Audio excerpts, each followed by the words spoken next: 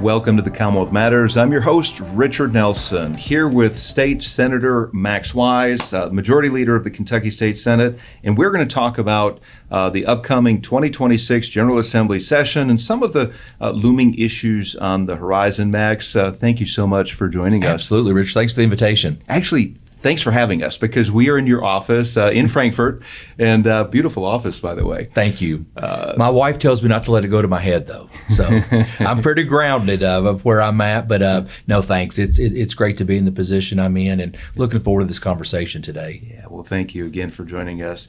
The goal of this program is for us to touch some of the high points, like I said, looming issues, big issues. We don't have a whole lot of time. It's less than a 30-minute program. But so I want to jump right in and start with really a big issue. You were at the Kentucky Voices for Health annual meeting. And you said that heading into 2026, there's an elephant in the room. And when I first saw that, I thought, was this a joke about Republicans? Of course, you got supermajorities here in the Senate and in the House. But that's not the elephant in the room that you were talking about. But it's regarding Medicaid.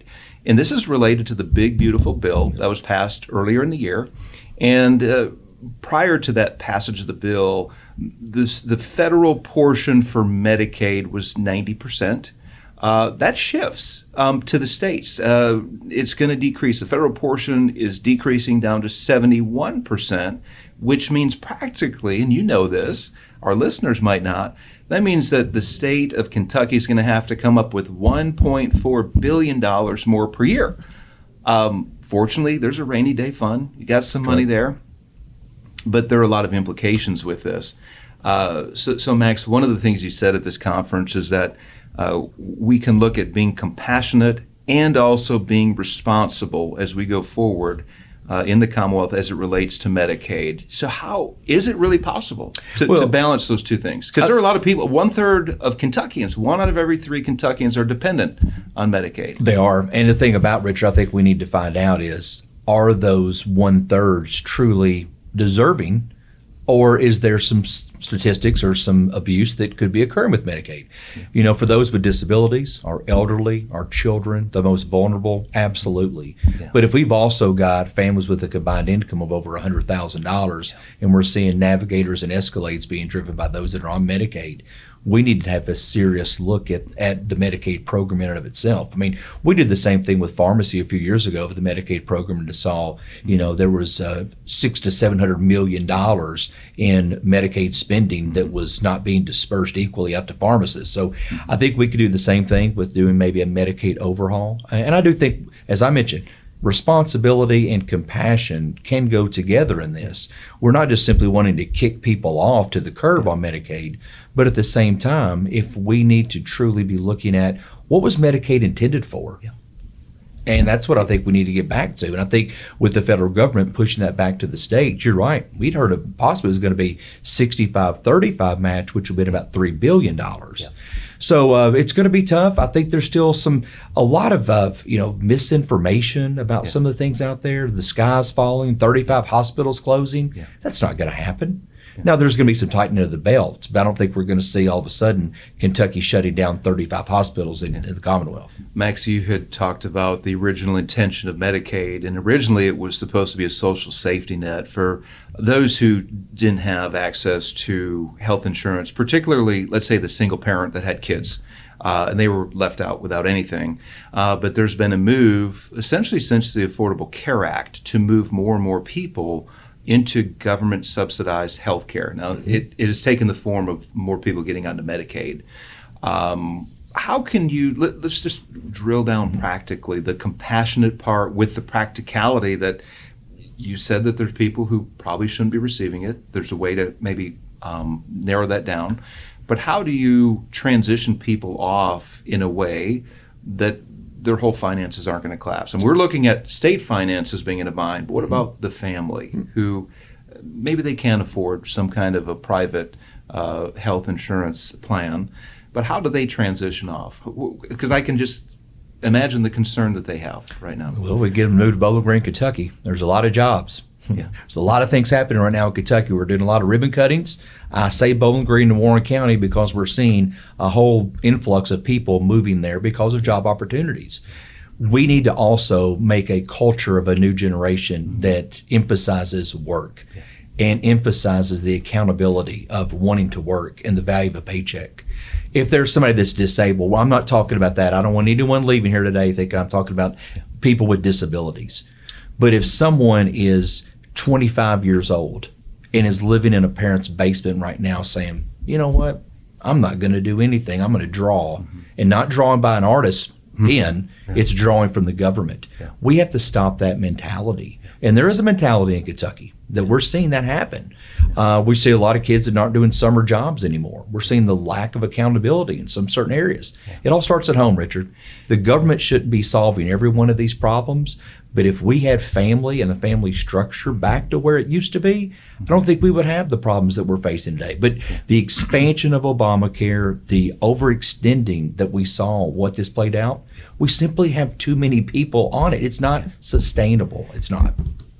Max, there's a human dignity component here that you just touched on. If you're able-bodied and can work and not working, it's not dignifying to be idle, to live in your parents' basement if you're in your 20s or 30s even. And we're seeing more and more, unfortunately, men find themselves in that situation. There was a move several years ago by former Governor Matt Bevin to get a waiver from the federal government to require work or education requirements. I think the legislatures dealt with this. There was a court ruling that said, no, you can't do that. Where is that right now? And essentially, to recap that, it said that anybody receiving Medicare that was able-bodied between the ages, I think, of 18 and maybe 59, if you weren't a primary caregiver, if you were not disabled, that you had to do to work or to go to school 20 hours a week. A judge struck that down. Where is that? That's correct. I think you're going to see maybe some form of that being reintroduced, that we could try to do that again. Now, it may take the next governor of Kentucky. This current governor, I don't see that will be supportive of that. But we created last session to go into this year, the interim, the MOAB, the Medicaid Oversight Advisory Board, which is going to make a continuation that'll go through the legislative session this year. They're bringing forth recommendations. Those are such recommendations that we're waiting to see. I know they just met this week. I don't yet know what the recommendations are, but I think they're going to look at Medicaid in a holistic view, and they have had a lot of testimony, a lot of people coming in. But I think what Governor Bevin was on that trajectory path, there was a lot of support for that. Unfortunately, as you know, like we've done with other things up here, we've not got a lot of things passed by the court system. So I think this will be one that we will continue to come back and look at. Very good. Moving over to the next big issue that's been talked about quite a bit is that the state legislature, you and the Republican supermajority here, have set Kentucky on a course to eliminate the state income tax. In January, it is set to be reduced another 0.5 percentage point. Right. It's going down to 3.5%. And the question is, though, can we continue on that path if we have to pick up the $1.4 billion to take care of the Medicaid obligation? Is that a possibility? Yep. So we missed the trigger this year by 0.05%. Now, I will say the smart thing we did is making sure we had the triggers in place. We did not do what Kansas did of a model such as that, is completely dropping it to zero. We have two of the best minds in the legislature, in Chairman Chris McDaniel and Chairman Jason Petrie on the Appropriations and Revenue Committee. I have full faith that this session is going to be very tough as it relates around the budget. You know, I've had to get new sports coat, Richards, because every lobbyist comes to me and they keep tagging, we just need a little bit more. We just need this. Maybe not. Yeah. My kids also have a Santa Claus wish list, but unfortunately they don't get everything that's on the list. Yeah. So this session, we have to be fiscally conservative again, like we have been, to making sure that we're looking at where this expense is coming with Medicaid, coming with SNAP and other things that are there, that we still are doing our due diligence. I love what we've done with the Budget Reserve Trust Fund. When I came to the legislature, I think that was around maybe $300,000. Wow. You're up looking now between $5 to $7 billion. That's a testament to conservative Republicans taking over, as we've done since 2017, 2018, and have turned the state around. And I love that we've been conservative in the fiscal approach. Now, with that, there's going to be tough decisions. This is not going to be an easy budget at all, because there's going to be a lot of needs and a lot of wants.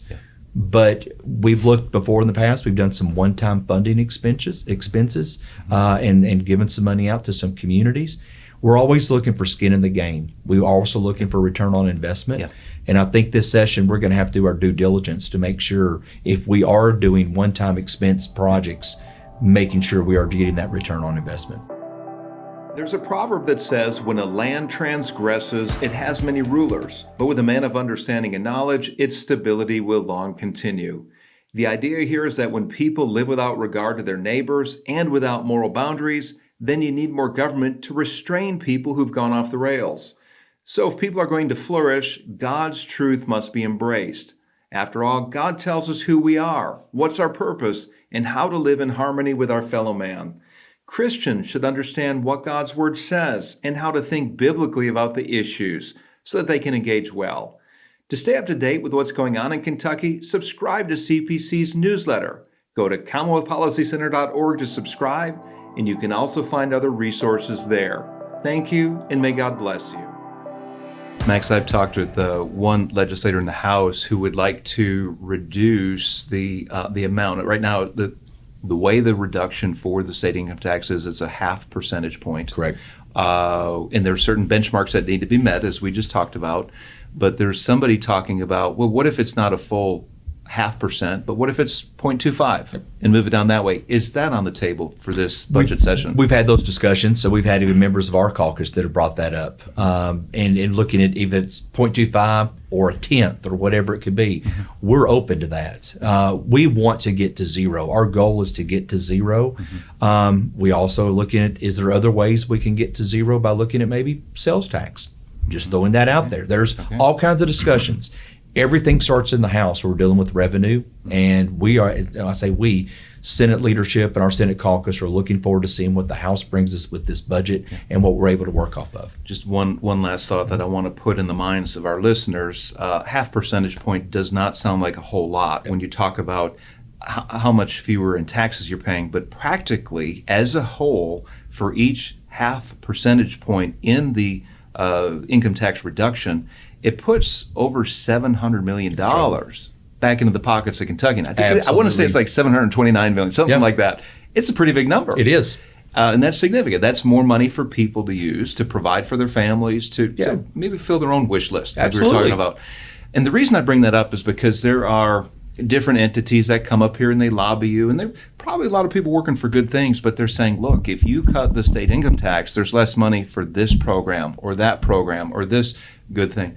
But it's really that pitted against individuals putting more money back into their pockets and making decisions for themselves, isn't it? That is, absolutely. And, once again, if we're looking for lesser government and the free market and allowing some things to occur and happen in this state, I think we're on the right path. I know we're on the right path, and I trust our budget experts that we have working for us. We have some of the best minds in LRC, our Legislative Research Commission, that are also economists that are helping us along the way, as well as other groups that are out there, with the state. Very good. Max, I want to move on to social issues. You had a press release back in June applauding a U.S. Supreme Court decision. It was a Scrimeti case where the state of Tennessee had their law that prohibited gender transition or hormone therapies for minors. You sponsored Senate Bill 150 a couple years ago, and essentially this Supreme Court ruling in Scrimeti upheld Kentucky's law as well. And this is what you said. You talked about common sense won the day. That's a little bit of a paraphrase, but you applauded that. Do you see any more gender ideology issues coming up? Look, Kentucky has been through the ringer when it came to transgender identified boys and girls sports teams. That was banned. When it came to, of course, the Senate Bill 150, the transition procedures. That bill also addressed the teaching of gender ideology in public schools. Right. Is there anything more that can be done, or anything on the horizon related to this issue? There's always issues that pop up. There's always things, even when we get during session. I mean, I think it was last session, we had an issue of someone dressed as drag in the state capitol, where we had a state representative had to handle that situation. That gentleman looked like he was a 6'5" defensive lineman. That should not have been going into a women's restroom, especially on a day when children were in the Capitol that day for a visit on a site here. What you're referring to, I had a chance to see that video. It went viral, and it was disturbing to see that. The guy looked like he was dressed in a tutu, and you're right, the Capitol was busy. Often school groups come up here, and there were young people there, but there was a legislator from Eastern Kentucky who saw it and said, hey, you're not going to go into the girls' bathroom. And this is one of those issues, Max, that I think that most of us wish that we weren't dealing with this. Like, what has happened where you and I grew up in an age where that was unthinkable? Yep. I think there's people a little older than us, we're getting old, but that would say, what universe am I in? But there has been pushback, not just in Kentucky, but across the country, all the way up to the presidential level, where there's been executive orders declaring that male and female are the only two recognized genders for federal purposes, a number of other things related to that as well. But yet, at the same time, we know that there are some schools, and here's where I'm going with this, some schools that have defied Senate Bill 150 publicly and openly. Jefferson County Public Schools is one. And what kind of discussion is related to that? You are the lawmaking body for Kentucky. You write budgets for education as well, and you have an entity that's in defiance. What does that look like? I wish I could be a fly on the wall in those conversations. I will say there's 171 school districts. I'd say probably 170 are complying with a lot of the stuff that we do here. But we have one that does not. You're referencing Jefferson County Public School, and it's not just that issue. Look at our school resource officers. Look at the stuff we've done for school safety. There's been so many things we've passed as a legislative body, but once again, we're also facing a court system that's also not doing anything on the same token when we see these situations happen in Jefferson County Public Schools. So I hope also, working with our Attorney General, if there's some things that are not working there, that we can handle that. We may be looking at some legislation this session that deals with school boards, especially targeting some of our most popular school boards. You look right now at finances of Jefferson County and Fayette County school districts, they're in a bad shape. If I'm a taxpayer and I'm living in those two counties, I would be absolutely embarrassed and enraged. They're not able to balance their budgets. And we're seeing extravagant expenses on trips to Australia by the Fayette County School District. How's that benefiting a student? How's that benefiting a teacher? So I think this session, you're going to see us as it relates to some of those things to continue to go down that path. And here's the sad thing, Richard. Most of our school districts are not doing some of these things. They're following the law. They're doing the things that we're asking them to do. We also passed a bill of we put In God We Trust back in the school districts. You seen that in Jefferson County schools? Probably not. Guarantee you see it in Monroe County. You'll see it in Metcalfe and Taylor County. But at the same time, some schools are just so different than what other schools are doing. There's two things that come to mind with Jefferson County. One is that Jefferson County Public Schools has a DEI department. I think it's under a different name, but essentially it's DEI policies. Multi-millions of dollars are allocated to this. I've had a chance to look at their glossy, I think it's a bi-monthly magazine, and there's a podcast that the director of DEI has, but they're doubling down on pushing DEI. Now the state legislature last session banned DEI in higher ed. Is there an effort afoot or discussions to address DEI in K through 12 public schools? Well, it sure was in the news just in the last 24 hours. Senator Lindsey Tishner has announced in the Education Committee that she does plan to file a bill that relates to anti-DEI in K through 12 schools. Every legislator has the right to file whatever bill they wish to file. When we did the post-secondary, we worked with the House on that bill that they brought forth to us. I think we've seen a lot of post-secondary right now. Actually, it's made some significant changes on college campuses. You never know the momentum of a bill of where it's filed the day one to where we are by day 60. But I will say that in that committee, it got a lot of coverage because of a Jefferson County Democrat who started talking about the need that white privilege has, and we need to make sure that all students are equal. We've got Elon Musk now involved in this. And so what happened in that, I think, is only going to make this conversation continue to go even further. Yeah, and just to underscore an important point about DEI, one of the underlying principle or mentality is that you have what you said, there's white privilege. And that is inherently racism. When you use a color or an ethnicity to describe something or part of a description, that's inherently racist. Absolutely. And this is one of the concerns that you've had. We've had private conversations about this, and other legislators have, that there should not be racism or racist ideas that are taught on the public's dime. That's part of it. There's much more, but that is an important principle, part of the conversation. And Richard, if you go back, remember the bill that I had, the Teaching American Principles Act, of making sure we have core documents that are being utilized in the classroom, instead of a teacher finding something off the Atlantic or some type of website and using that as a document to teach off of. Go back to the basics of our country. And even with the passing of that bill, I cannot tell you how many history teachers have contacted me saying, thank you. They are now able to utilize some things in today's time of going back to the Mayflower Compact and some other things that we did with that. That's great. That's great. Good work on that, by the way. Thank you. I think we did a program on that We years sure did. ago. I want to move ahead to, since we're talking about young people and children, Australia last week banned kids under the age of 16 from using social media. They can't get on Facebook or Twitter or TikTok. It's all banned. Had a chance to watch a story about that. Now, we've seen attempts in other states to do the same. There's a question of legality, First Amendment issues. I think there's one case that may still be tied up in court. The reason why this is an issue is because we know that social media has an unhealthy impact on our young people. Jonathan Haidt came out with a book called The Anxious Generation, and it's startling, some of the things that he is revealing in that book. Is there a discussion in our state legislature, Max, to restrict, really protect, maybe that's a better term. Young people are still developing. They're vulnerable. They're vulnerable to bullying, to shaming. They're child predators all over. Absolutely. Had an interview with somebody who has a trafficking ministry, and she was telling me that the most dangerous place for young people today is on the internet, and it's on social media. This is where you have child traffickers lurking. So are there discussions here in the legislature to protect Kentucky's children from social media harms? If you look at our past, and I say we, since the Republican supermajority is taking control of both chambers, you've seen more protection of children with legislation than probably any other time in Kentucky history. I think there will be something. I don't know what it is, as President Stivers always says, cousin it looks like this. What is it?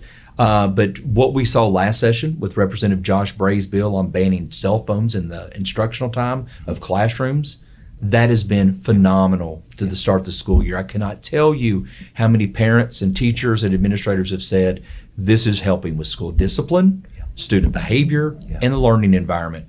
I'm all about, I don't know what it will be, but also we had an artificial intelligence AI task force. Tell us about that a little bit. I was not on that task force. I really can't tell you as much as probably Senator Amanda Bledsoe could tell you, but I know one of the things in that is about the dangers of social media and children. So exactly what you're talking about. But I tell you what I'm concerned with also as a legislator, deep fakes. Of all of a sudden we have this conversation right here, Richard, and it gets filmed, and then all of a sudden me and you were saying things that we're not even saying verbally, but it's something that's been a voiceover. That's scary. Does that keep you? I had a chance to ask one of your colleagues that same thing. With the capability of AI and the technology that's out there, the different programs and apps, and actually I'm learning this from a person who's working with Commonwealth Policy Center. He had shared with me, Max, the ability to go into previous videos I've done, commentaries I've done. He can capture my voice, get the entire vocabulary, every word that I've ever said over the last 15 years that I've been doing these kind of things, capture video and make me say things that I've not said. Does that keep you up at night as a legislator? I think it should keep every American up at night. You know, here's the sad thing is I've got my parents who both have a Facebook account. They're in their mid-70s. They'll send me stuff all the time saying, is this true? Is this misinformation? So if they were to see me behind a podium doing a press conference and all of a sudden it's coming out with me saying bombastic expletive words, people will be like, what is Max doing? Some people just don't know the reality and understand what is fiction and what's truth. And this is worrisome. Max, are there prohibitions against that right now? Misrepresenting somebody, public figure, anybody really, and making them appear to say something that they haven't? Are there any consequences for that in state law? We need to have U.S. Congress involved in that. because this is something you're dealing with the internet, crossing state lines, open communication. I don't know yet what the AI task force is coming out with. If that's one of the avenues we need to go down, I fully support it, because this is the worry about the future, is the technology abuse, and it's scary what could happen. When you talk about somebody's reputation, especially a leader and somebody who's influential, you could ruin somebody's reputation overnight if that's not addressed. Or you could also cause country versus country. You think about this of being national leaders of one country, and someone seeing a video and they're saying one thing, and they're a president of one country, and all of a sudden you have a proxy war on your hands of seeing what is truth and what's not reality. Yeah. A lot of implications with the development of AI, and we will be watching that and praying for you as you deal with that difficult issue. As we're talking about this, another development on the internet, didn't plan to bring this up, and you don't have to respond if you don't want to, but AI generated images of people as we're talking, but related to pornography in particular. And this is I would say my perspective is that there's an epidemic of pornography, but there's discussion of AI generated pornography and how that's regulated right now. There are regulations and restrictions and protections for minors. Kentucky, by the way, last year, 2 years ago, banned or required age verification for pornographic websites. And as a result, Pornhub left. Some are saying, well, with AI generated pornography, maybe it's not real pornography. I'm putting that out there for you that might be an issue that comes up. Absolutely. And I'm kind of thinking out loud with you, but this is something where, we earlier in the program, Max, we talked about human dignity. We've been talking quite a bit about protecting children. And with the advent of this new technology, and I'm in favor of technology that helps and that enhances and that leads to growth, makes jobs easier, but there's also a downside too that we're learning, unfortunately, with some of this. I want to move to, we're running out of time here. There has been an issue introduced in the General Assembly the last 2 or 3 sessions, maybe longer. I think it's longer. It's reforming the pardon power of Kentucky's governor. Your colleague, Senator Chris McDaniel, has championed this in the past. I've talked with him about this. He plans to introduce it again. And this comes into focus again because of maybe some pardons at the federal level. What are the chances of this of passing this session? And again, this is a bill that would restrict the pardon power within so many days of a primary election. I think maybe 60 days of the general election prior to that. And then I think even after that. And it's where there's some accountability mechanism that's put in there. Yep. Where are we with that? Persistence wears down resistance. I'm hoping that Senator McDaniel continues to be persistent. I think it's a fantastic piece of policy. I've always supported it. We've always passed it off the Senate floor. We've got it over to the House. Anytime you're dealing with constitutional amendments, they're tough, because you may have one that's going to be filed on the Homestead Act that deals with those at age 65 and older as it relates to property taxes. So, every member has the opportunity if they want to file whatever piece of legislation. Yeah. But dealing with pardons, I think you'd even have a large percentage of our Commonwealth saying, should the governor even have the power to pardon? Yeah. So there's a lot of things that could go with this, but I support what Senator McDaniel's been doing. Very good. Max, we got 30 seconds. Any last words before we wrap this up? As we go into this session, we ask for prayers. We always do. When you get to about day 48 or 50 of a 6-day session, it's tough. We have a lot of decisions made, and a lot of those that are affecting everybody in the Commonwealth of Kentucky. We're in a new chamber this year. We're not in the Capitol. It's going to be different. So no public access. No public access. There's going to be a viewing room that they can come to. The annex is still open. Come visit your legislator. But the next 4 years, possibly 5, who knows how much longer, Richard. Yeah. But we know for sure 4 years, it's going to be different around here of not being across the street. Yeah, very good. Well, Max Wise, thank you so much for joining us on the Commonwealth Matters. Best wishes to you in the upcoming General Assembly session. Thank you, my friend.